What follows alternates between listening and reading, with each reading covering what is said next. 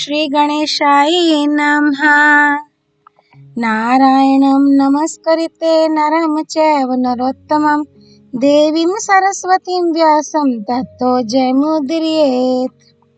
संक्षिप्त महाभारत वन पर्व अध्याय 169 से 172। अध्याय 169 कौरवों की घोष यात्रा और उनका गंधर्वों के साथ युद्ध में पराभव। जन्मेजय ने पूछा, इस प्रकार वन में रहकर जाड़ा, गर्मी, वायु और धूप सहने से नरश्रेष्ठ पांडवों के शरीर बहुत कृश हो गए थे। ऐसी स्थिति में उन्होंने द्वैत वन में उस पवित्र सरोवर पर आकर फिर क्या किया, सो आप मुझसे कहिए। वैशंपायन जी बोले, राजन, उस रमणीय सरोवर पर आकर पांडवों ने अपने हित चिंतकों को विदा कर दिया तथा वहां कुटी बनाकर आसपास के रमणीक वन, पर्वत और नदियों के किनारे विचरने लगे। जब वे वीर श्रेष्ठ इस प्रकार वन में निवास करने लगे तो उनके पास अनेकों वेदाध्ययनशील ब्राह्मण आते तथा नर श्रेष्ठ पांडव लोग यथाशक्ति उनकी सेवा करते। इन्हीं दिनों वहां एक बातचीत करने में कुशल ब्राह्मण आया। उनसे मिलकर वह कौरवों से मिला और फिर धृतराष्ट्र जी के पास पहुंचा। वृद्ध कुरुराज ने आसन देकर उसका यथोचित सत्कार किया और फिर आग्रह पूर्वक पांडवों का वृत्तांत पूछा। तब ब्राह्मण ने कहा कि इस समय युधिष्ठिर, भीम, अर्जुन, नकुल और सहदेव बड़ा भीषण कष्ट सह रहे हैं। वायु और धूप के कारण उनके शरीर बहुत कृश हो गए हैं। द्रौपदी की तो बात ही मत पूछिए, वह वीर पत्नी होकर भी अनाथा सी हो रही है तथा सब ओर से दुखों से दबी हुई है। उसकी बातें सुनकर राजा धृतराष्ट्र को बड़ा दुख हुआ। जब उन्होंने सुना कि राजा के पुत्र और पौत्र होकर भी पांडव लोग इस प्रकार दुख की नदी में पड़े हुए हैं तो उनका हृदय करुणा से भर आया और वे लंबी लंबी सांसें लेकर कहने लगे, धर्मपुत्र युधिष्ठिर तो मेरे अपराध पर ध्यान नहीं देंगे और अर्जुन भी उन्हीं का अनुसरण करेगा, किंतु इस वनवास से भीम का कोप तो उसी प्रकार बढ़ रहा है जैसे हवा लगने से आग सुलगती रहती है। उस क्रोधानल से जलकर वह वीर हाथ से हाथ मलकर इस प्रकार अत्यंत भयानक और गर्म सांसें लिया करता है मानो मेरे पुत्र और पौत्रों को जलाकर भस्म कर देगा। अरे, इन दुर्योधन, शकुनी, कर्ण और दुशासन की बुद्धि न जाने कहाँ मारी गई है। इन्होंने जो राज्य जुए के द्वारा छीना है उसे ये मधु सा मीठा समझते हैं। इसके द्वारा अपने सर्वनाश की ओर इनकी दृष्टि ही नहीं जाती। देखो, शकुनी ने कपट की चालें चलकर अच्छा नहीं किया, फिर भी पांडवों ने इतनी साधुता की कि उसी समय उन्हें नहीं मारा, किंतु इस कुपुत्र के मोह में फंसकर मैंने तो वह काम कर डाला जिसके कारण कौरवों का अंतकाल समीप दिखाई दे रहा है। सव्यसाची अर्जुन अद्वितीय धनुर्धर है, उसका गांडीव धनुष भी बड़े प्रचंड वेग वाला है और अब उसके सिवा उसने और भी अनेकों दिव्य अस्त्र प्राप्त कर लिए हैं। भला ऐसा यहाँ कौन है जो इन तीनों के तेज को सहन कर सके। धृतराष्ट्र की ये सब बातें सुबल पुत्र शकुनी ने सुनी और फिर कर्ण के साथ एकांत में बैठे हुए दुर्योधन के पास जाकर उसे सुनाई। ये सब सुनकर उस समय क्षुद्र बुद्धि दुर्योधन भी उदास हो गया। तब शकुनी और कर्ण ने उससे कहा, भरत नंदन, अपने पराक्रम से तुमने पांडवों को यहाँ से निकाला है। अब तुम अकेले ही इस पृथ्वी को इस प्रकार भोगो जैसे इंद्र स्वर्ग का राज्य भोगता है। देखो, तुम्हारे बाहुबल से आज पूर्व, पश्चिम, दक्षिण, उत्तर चारों दिशाओं के निधिपति गण तुम्हें कर देते हैं। जो दीप्तिमती राजलक्ष्मी पहले पांडवों की सेवा करती थी, आज वह तुम्हें और तुम्हारे भाइयों को मिली हुई है। राजन, सुना है कि आजकल पांडव लोग द्वैत वन में एक सरोवर के ऊपर कुछ ब्राह्मणों के साथ रहते हैं। सो मेरा ऐसा विचार है कि तुम खूब ठाट बाट से वहां चलो और सूर्य जैसे अपने ताप से संसार को तपाता है, उसी प्रकार अपने तेज से पांडवों को संतप्त करो।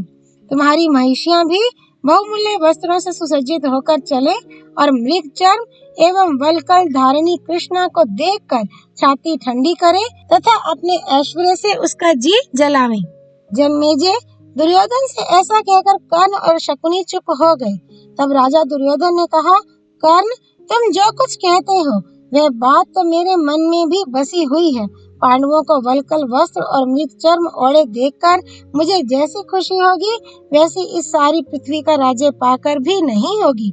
भला इससे बढ़कर प्रसन्नता की बात क्या होगी कि मैं द्रौपदी को मन में गेरुए कपड़े पहने देखूं, परंतु मुझे कोई ऐसा उपाय नहीं सूझ रहा है जिससे कि मैं द्वैत वन में जा सकूं और महाराज भी मुझे वहां जाने की आज्ञा दे दें। इसलिए तुम मामा शकुनी और भाई दुशासन के साथ सलाह करके कोई ऐसी युक्ति निकालो जिससे हम लोग द्वैत वन में जा सकें। तदनंतर सब लोग बहुत ठीक ऐसा कहकर अपने अपने स्थानों को चले गए। रात्रि बीतने पर भोर होते ही वे फिर दुर्योधन के पास आए। तब कर्ण ने हंसकर दुर्योधन से कहा, राजन, मुझे द्वैत वन में जाने का एक उपाय सूझ गया है, उसे सुनिए। आजकल आपकी गौओं के गोश्त द्वैत वन में ही है और वे आपकी प्रतीक्षा कर रहे हैं, इसलिए हम लोग घोष यात्रा के बहाने वहां चलेंगे। ये सुनकर शकुनी भी हंसकर बोल उठा, द्वैत वन में जाने का ये उपाय तो मुझे भी खूब जंचता है।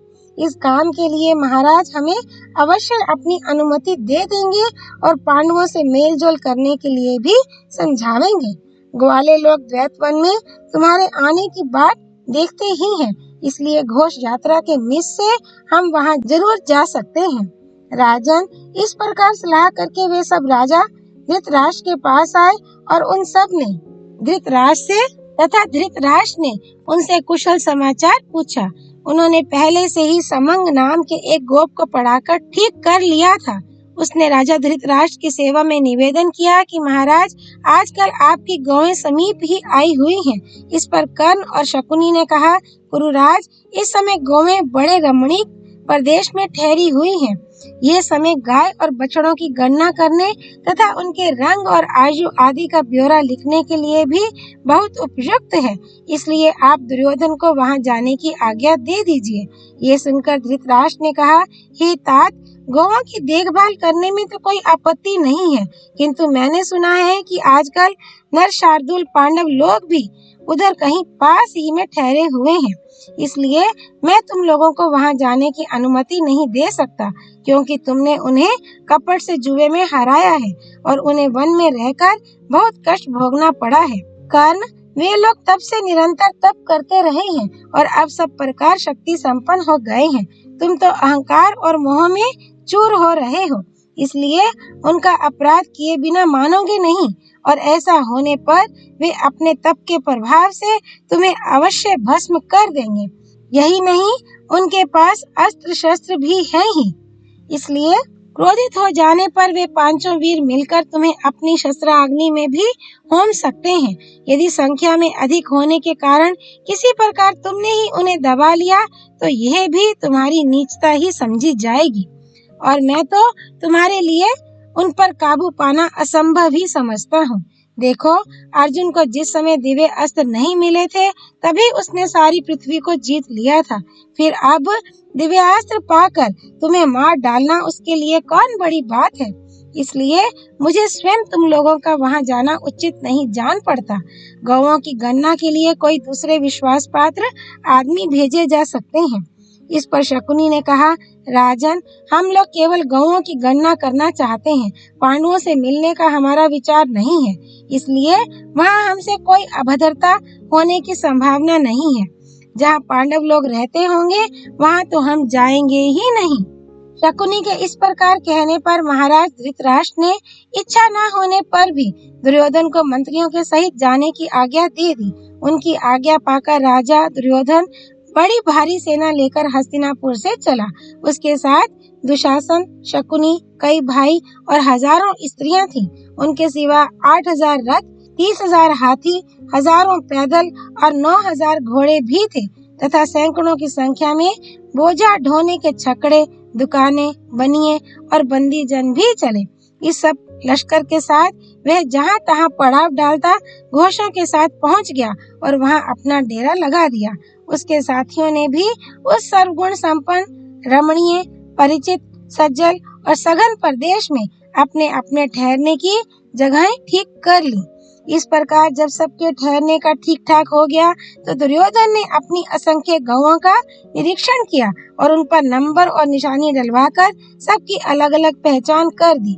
फिर बछड़ों पर निशानी डलवाई और उनमें जो नाचने योग्य थे उन्हें अलग बता दिया तथा जो गौएं छोटे छोटे बच्चों वाली थीं, उनकी अलग गणना करा दी। इस प्रकार सब गाय बछड़ों की गणना करके उनमें से 3-3 वर्ष के बछड़ों को अलग गिन वह ग्वालों के साथ आनंद से वन में विहार करने लगा। घूमते घूमते वह द्वैत वन के सरोवर पर पहुंचा। उस समय उसका ठाट बाट बहुत बड़ा चढ़ा था। वहां उस सरोवर के तट पर ही धर्मपुत्र युधिष्ठिर कुटी बनाकर रहते थे। वे महारानी द्रौपदी के सहित इस समय दिव्य विधि से एक दिन में समाप्त होने वाला राजऋषि नामक यज्ञ कर रहे थे।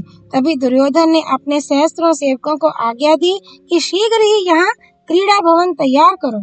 सेवक लोग राजाज्ञा को सिर पर रख क्रीड़ा भवन बनाने के विचार से द्वैत वन के सरोवर पर गए।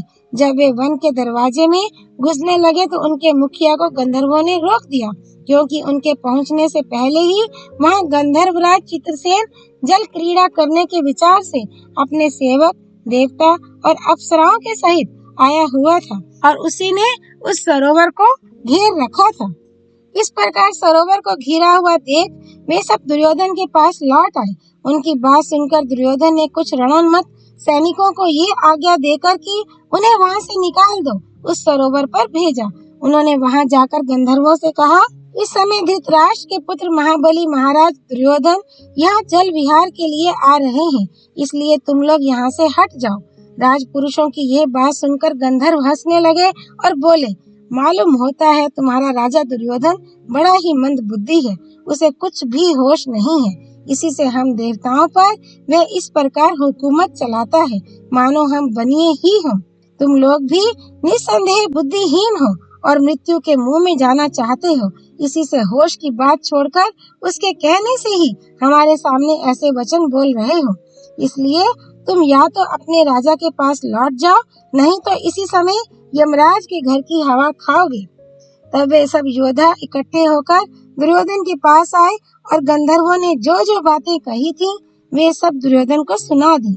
इससे दुर्योधन की क्रोधाग्नि भड़क उठी और उसने अपने सेनापतियों को आज्ञा दी, अरे मेरा अपमान करने वाले इन पापियों को जरा मजा तो चखा दो, कोई परवाह नहीं, वहाँ देवताओं के सहित स्वयं इंद्र ही क्रीड़ा क्यों ना करता हो।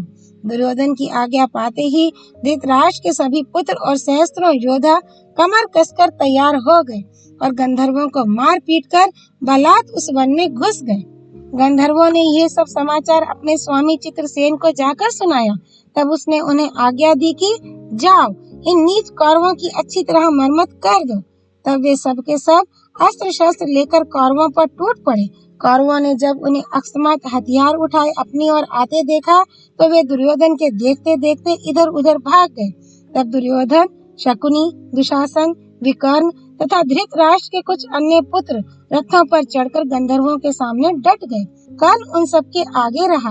बस दोनों ओर से बड़ा भीषण और रोमांचकारी युद्ध छिड़ गया।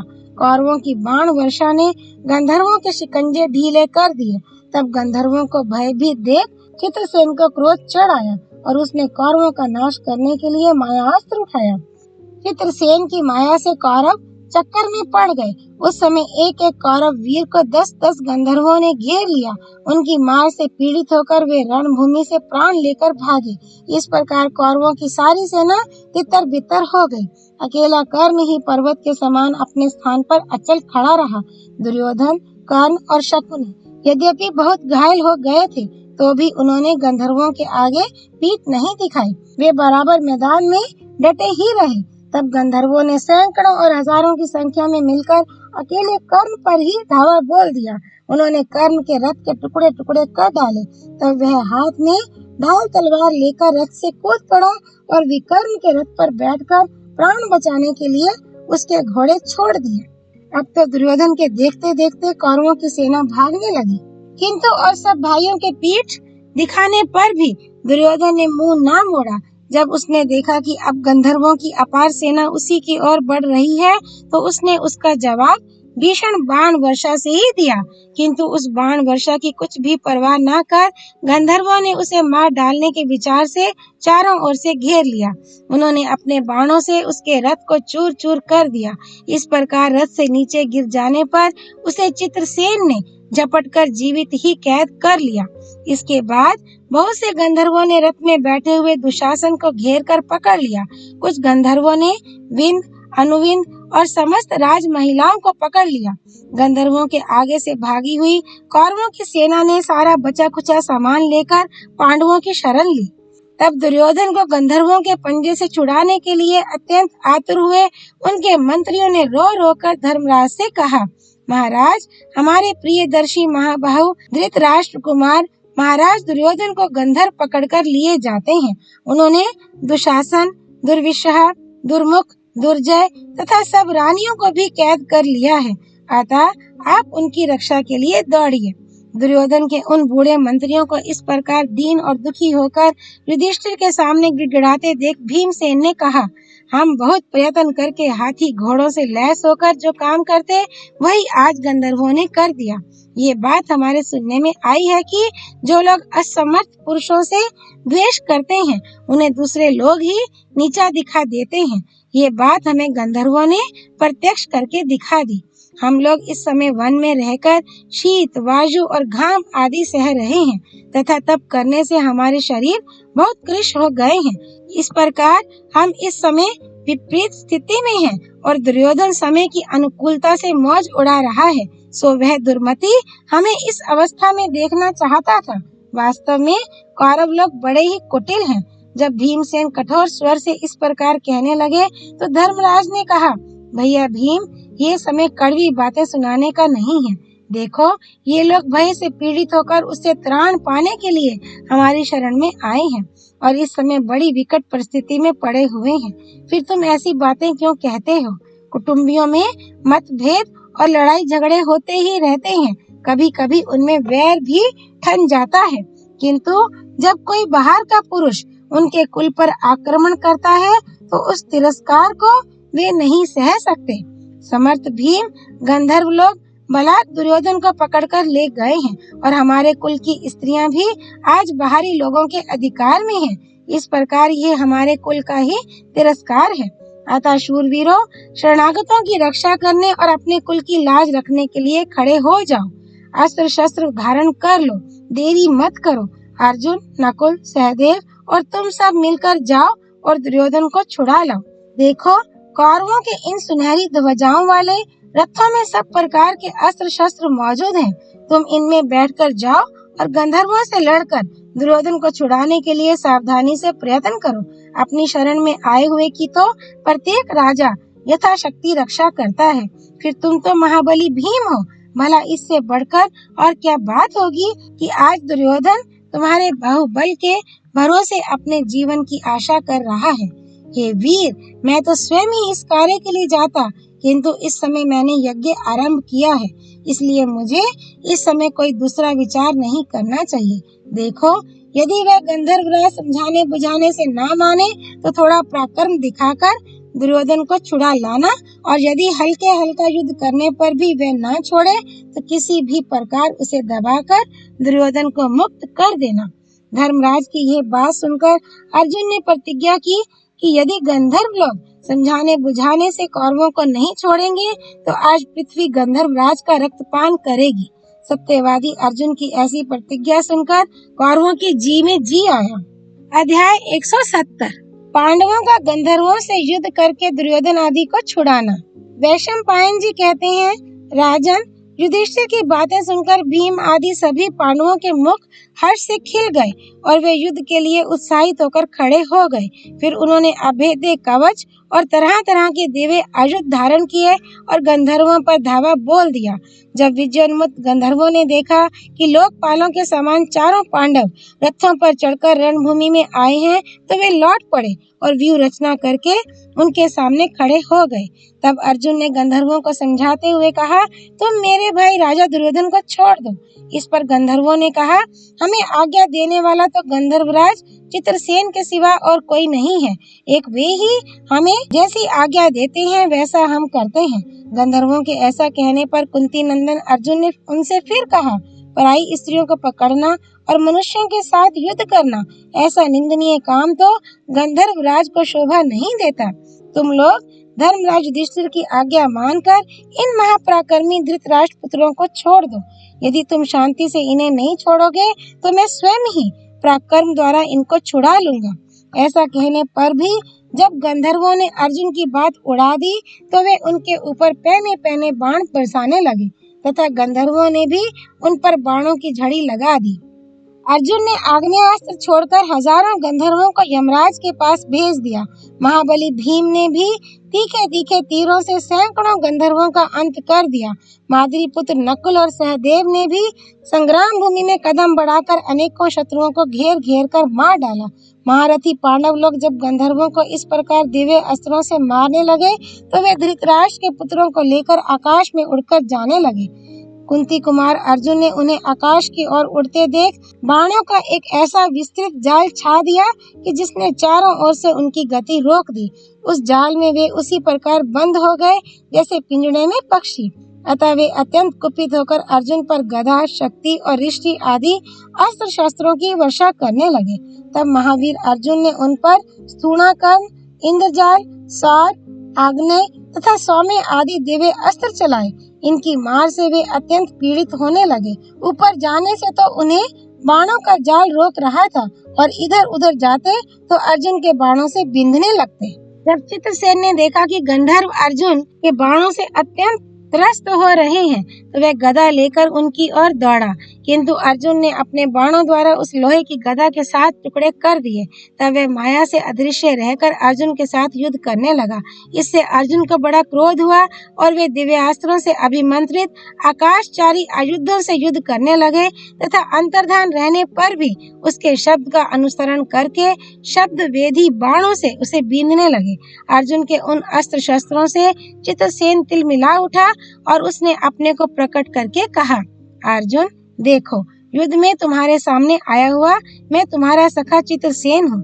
अर्जुन ने जब अपने सखा को युद्ध से जर्जरित देखा तो उन्होंने अपने दिव्यास्त्रों को लौटा लिया। ये देखकर सब पांडव बड़े प्रसन्न हुए और फिर रथों में बैठे हुए भीम, अर्जुन, नकुल, सहदेव और चित्रसेन आपस में कुशल प्रश्न करने लगे। तब महाधनुर्धर अर्जुन ने चित्रसेन से हंसकर पूछा, वीरवर, कौरवों का पराभव करने में तुम्हारा क्या उद्देश्य था? तुमने स्त्रियों के सहित दुर्योधन को क्यों कैद किया है? चित्रसेन ने कहा, वीर धनंजय, देवराज इंद्र को स्वर्ग में ही दुरात्मा दुर्योधन और पापी कर्ण का अभिप्राय मालूम हो गया था। ये लोग ये सोचकर कि आजकल पांडव लोग वन में विपरीत परिस्थिति में रहकर अनाथों की तरह कष्ट भोग रहे हैं और हम खूब आनंद में हैं, तुम्हें देखने और इस दुर्दशा में यशस्विनी द्रौपदी की हंसी उड़ाने के लिए आए थे।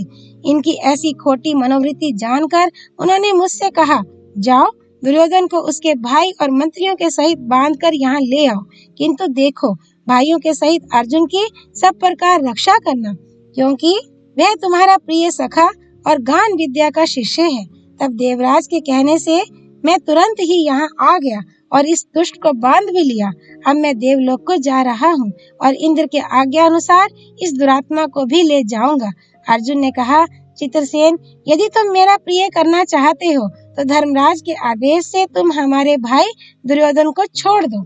चित्रसेन ने कहा, अर्जुन ये पापी है और बड़ा घमंड में भरा रहता है, इसे छोड़ना उचित नहीं है। इसने तो धर्मराज और कृष्णा को धोखा दिया था। धर्मराज का इस समय ये जो कुछ करना चाहता था उसका पता नहीं है। अच्छा चलो, उन्हें सब बातें बता देंगे, फिर उनकी जैसी इच्छा होगी वैसा करेंगे। फिर वे सब महाराज युधिष्ठिर के पास गए और उसकी सब बातें उन्हें बता दी। तब अजातशत्रु महाराज युधिष्ठिर ने गंधर्वों की बात सुनकर उनकी प्रशंसा की और समस्त कौरवों को छुड़वा दिया। वे गंधर्वों से कहने लगे, आप लोग बलवान और शक्ति संपन्न हैं। ये बड़े सौभाग्य की बात है कि आपने मेरे भाई बंधु और मंत्रियों के सहित दुराचारी दुर्योधन का वध नहीं किया। मेरे ऊपर आप लोगों का यह बड़ा उपकार हुआ है। फिर बुद्धिमान महाराज युधिष्ठिर की आज्ञा लेकर अप्सराओं के सहित चित्रसेन आदि गंधर्व अत्यंत प्रसन्नचित्त से स्वर्ग को चले गए। देवराज इंद्र ने दिव्य अमृत की वर्षा करके कौरवों के हाथ से मरे हुए गंधर्वों को जीवित कर दिया। अपने स्वजन और राज महिषियों को गंधर्वों से मुक्त कराकर पांडवों को भी बड़ी प्रसन्नता हुई। कौरवों ने स्त्री और कुमारों के सहित पांडवों का बड़ा सत्कार किया। तब भाइयों के सहित बंधन से छूटे हुए दुर्योधन से धर्मराज युधिष्ठिर ने बड़े प्रेम से कहा, भैया ऐसा साहस फिर कभी मत करना। देखो, साहस करने वालों को कभी सुख नहीं मिलता। अब तुम सब भाइयों के सहित कुशल पूर्वक अपने घर जाओ। इस घटना से मन में किसी प्रकार का खेद मत मानना। धर्मराज के इस प्रकार आज्ञा देने पर दुर्योधन ने उन्हें प्रणाम किया और हृदय में अत्यंत लज्जित होकर अपने नगर की ओर चला गया। उस समय वह ऐसा व्याकुल हो रहा था मानो उसकी इंद्रियां नष्ट हो गई हों तथा शोक के कारण उसका हृदय फटा जाता था। अध्याय 171। दुर्योधन का अनुताप और प्रायोपवेश का निश्चय। जन्मेजय ने पूछा, मुनिवर, दुर्योधन लज्जा के भार से बहुत दब गया था तथा शोक से उसका हृदय अत्यंत उद्विग्न हो रहा था। ऐसी स्थिति में उसने हस्तिनापुर में किस प्रकार प्रवेश किया, वह मुझे विस्तार से सुनाने की कृपा कीजिए। वैशंपायन जी ने कहा, राजन, जब युधिष्ठिर ने धृतराष्ट्र पुत्र दुर्योधन को विदा किया तो वह लज्जा से मुख नीचा किए हृदय में कुढ़ता हुआ चतुरंगिणी सेना के सहित वहां से हस्तिनापुर को चला। मार्ग में एक रमणीक स्थान पर जहाँ जल और घास की अधिकता थी, उसने विश्राम किया। वहाँ कर्ण ने उसके पास आकर कहा, राजन, बड़े सौभाग्य की बात है कि आपका जीवन बच गया और हमारा पुनः समागम हुआ। मुझे तो आपके सामने ही गंधर्वों ने ऐसा तंग किया कि मैं उनके बाणों से पीड़ित हुई सेना को भी नहीं संभाल सका। अंत में जब नाक में दम आ गया तो वहाँ से भागना ही पड़ा। उस अति मानुष युद्ध से आप रानियों और सेना के सहित सकुशल लौट आए। किसी प्रकार का घाव आदि भी आपको नहीं लगा। ये देखकर मुझे बड़ा आश्चर्य हो रहा है। इस समय अपने भाइयों के सहित आपने युद्ध में जो काम करके दिखाया है, उसे कर सकने वाला कोई दूसरा पुरुष संसार में दिखाई नहीं देता। कर्ण के इस प्रकार कहने पर राजा दुर्योधन ने गदगद कंठ होकर कहा, राधे, तुम्हें असली भेद का पता नहीं है। इसी से मैं तुम्हारे कथन का बुरा नहीं मानता। तुम तो यही समझते हो कि गंधर्वों को मैंने अपने पराक्रम से हराया है। सच्ची बात तो यह है कि मेरे और मेरे भाइयों के साथ गंधर्वों का बहुत देर तक युद्ध हुआ और उसमें दोनों ही ओर की हानि भी हुई, किंतु जब वे माया से युद्ध करने लगे तो हम उनका सामना नहीं कर सके। अंत में हार हमारी ही हुई और गंधर्वों ने हमें सेवक, मंत्री, पुत्र, स्त्री, सेना और सवारियों के सहित कैद कर लिया। फिर वे हमें आकाश मार्ग से ले चले।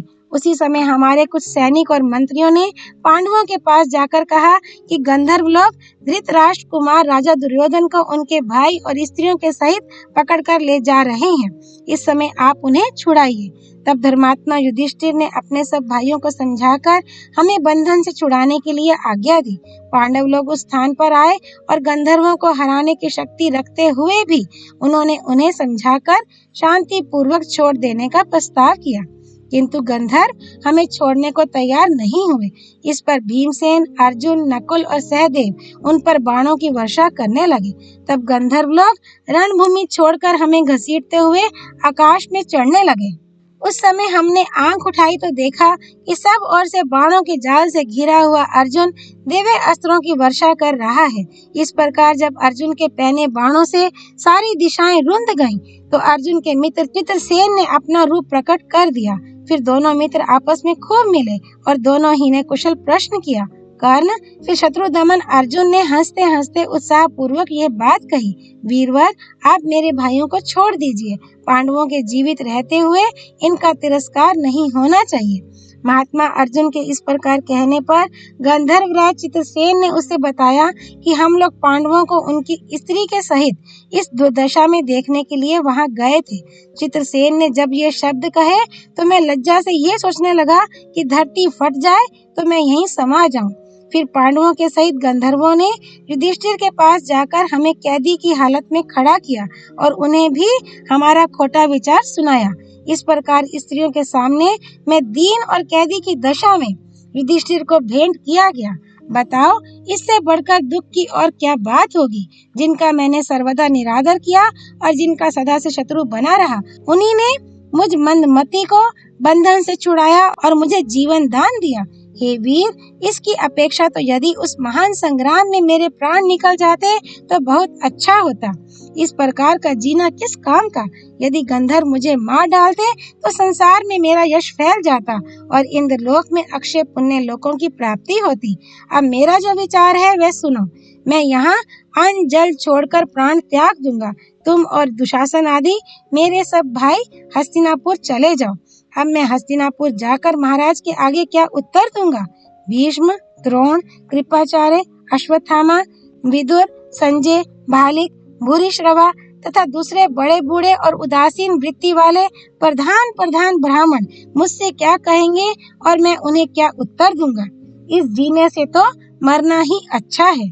इस प्रकार दुर्योधन अत्यंत चिंताग्रस्त हो रहा था। उसने फिर दुशासन से कहा, भैया तुम मेरी बात सुनो। मैं तुम्हें राज्य देता हूँ, इसे स्वीकार करके तुम मेरी जगह राजा बनो और कर्ण तथा शकुनी की सलाह से इस समृद्धिशाली पृथ्वी का शासन करो। दुर्योधन की ये बात सुनकर दुशासन का गला दुख से भर आया और उसने दुर्योधन के चरणों पर सिर रखते हुए रोकर कहा, महाराज ऐसा कभी नहीं हो सकता। सारी भूमि फट जाए, सूर्य अपने तेज को और चंद्रमा अपनी शीतलता को त्याग दे, हिमालय अपने स्थान को छोड़ दे और अग्नि उष्णता का परित्याग कर दे, तो भी आपके बिना मैं पृथ्वी का शासन नहीं करूँगा। बस आप प्रसन्न हो जाइए। ऐसा कहकर दुशासन ने दोनों हाथों से अपने बड़े भाई के चरण पकड़ लिए और वह ढाड़ मारकर रोने लगा। दुर्योधन और दुशासन को अत्यंत दुखी देख कर्ण को भी बड़ी व्यथा हुई और उसने उनसे कहा, आप दोनों नासमझी से सामान्य पुरुषों के समान क्यों शोक करते हैं। शोक करने वालों का शोक तो कभी दूर नहीं हो सकता, अतः धैर्य धारण करें। इस प्रकार शोक करके शत्रुओं का हर्ष मत बढ़ाइए। पांडवों ने आपको गंधर्वों के हाथ से छुड़ाया। ऐसा करके तो उन्होंने अपने कर्तव्य का ही पालन किया है। राज्य के भीतर रहने वाले पुरुषों को सर्वदा राजा का प्रिय करना ही चाहिए। इसलिए ऐसी कोई बात हो भी गई तो उससे आपको संताप नहीं होना चाहिए। देखिए, आपके प्रायोपवेश के विचार को सुनकर आपके सभी भाई उदास हो गए हैं। इसलिए इस संकल्प को छोड़कर खड़े होइए और अपने भाइयों को ढाढ़स बंधाइए। यदि आप मेरी बात नहीं मानेंगे तो मैं भी आपके चरणों की सेवा में यहीं रहूंगा। आपके बिना तो मैं भी जीवित नहीं रह सकता। तब सुबल पुत्र शकुनी ने भी दुर्योधन को समझाते हुए कहा, राजन, कर्ण ने जो यथार्थ बात कही है वह तो तुमने सुनी ही है। फिर मैंने तुम्हें जो समृद्धिशालिनी राजलक्ष्मी पांडवों से छीन कर दी है, उसे तुम इस प्रकार मोहवश क्यों खोना चाहते हो। तुम आज मूर्खता से ही अपने प्राण त्यागने को तैयार हुए हो, अथवा मेरे विचार से तुमने कभी बड़े बूढ़ों की सेवा नहीं की, इसी से ऐसी उल्टी बातें सूझती हैं। ये तो हर्ष की बात है और तुम्हें इसके लिए पांडवों का सत्कार करना चाहिए और तुम शोक कर रहे हो। तुम्हारा ये काम तो उल्टा ही है। इसलिए तुम उदासी छोड़ दो और पांडवों ने तुम्हारे साथ जो उपकार किया है उसे स्मरण करके उन्हें उनका राज्य दे दो। इससे तुम यश और धन प्राप्त करोगे। तुम मेरी बात मानकर ऐसा ही करो, इससे तुम कृतज्ञ माने जाओगे। तुम पांडवों के साथ भाईचारे का सा व्यवहार करके उन्हें अपनी जगह बैठा दो और उनका पैतृक राज्य उन्हें सौंप दो, इससे तुम्हें सुख मिलेगा। वैशंपायन जी कहते हैं, राजन, इस प्रकार दुर्योधन को उसके सुहृद, मंत्री, भाई और बंधु बांधवों ने बहुत तेरा समझाया, परंतु वह अपने निश्चय से नहीं डिगा। उसने कुश और वल्कल के वस्त्र धारण किए और स्वर्ग प्राप्ति की इच्छा से वाणी का संयम कर उपवास के नियमों का पालन करने लगा। अध्याय 172। दुर्योधन का प्रायोपवेश परित्याग। दुर्योधन को प्रायोपवेश करते देखकर देवताओं से पराजित पातालवासी दैत्य और दानवों ने विचारा कि यदि इस प्रकार दुर्योधन का प्राणांत हो गया तो हमारा पक्ष गिर जाएगा। इसलिए उन्होंने उसे अपने पास बुलाने के लिए बृहस्पति और शुक्र के बताए हुए अथर्व वेदोक्त मंत्रों द्वारा उपनिषद कर्म कांड आरंभ किया। वेद वेदांग में निष्णात ब्राह्मण लोग मंत्रोच्चारण पूर्वक अग्नि में घी और दूध की आहुति देने लगे। कर्म समाप्त होने पर यज्ञ कुंड में से एक बड़ी ही अद्भुत कृत्या जम्भाई लेती प्रकट हुई और बोली, बताओ मैं क्या करूं। तब दैत्यों ने प्रसन्न होकर कहा, तू प्रायोपवेश करते हुए राजा दुर्योधन को यहाँ ले आ। तब कृत्या जो आज्ञा कहकर गई और एक क्षण में ही दुर्योधन के पास पहुँच गई। फिर एक क्षण में ही उसे लाकर रसातल में पहुँच गई। दुर्योधन को आया देखकर दानवों के चित्त प्रसन्न हो गए और उन्होंने उससे अभिमान पूर्वक कहा, भरत कुल दीपक महाराज दुर्योधन, आपके पास सदा ही बड़े बड़े शूरवीर और महात्मा बने रहते हैं, फिर आपने ये प्रायोपवेश का साहस क्यों किया है? जो पुरुष आत्महत्या करता है वह तो अधोगति को प्राप्त होता है और लोक में भी उसकी निंदा होती है। आपका ये विचार तो धर्म, अर्थ और सुख का नाश करने वाला है। इसे आप छोड़ दीजिए।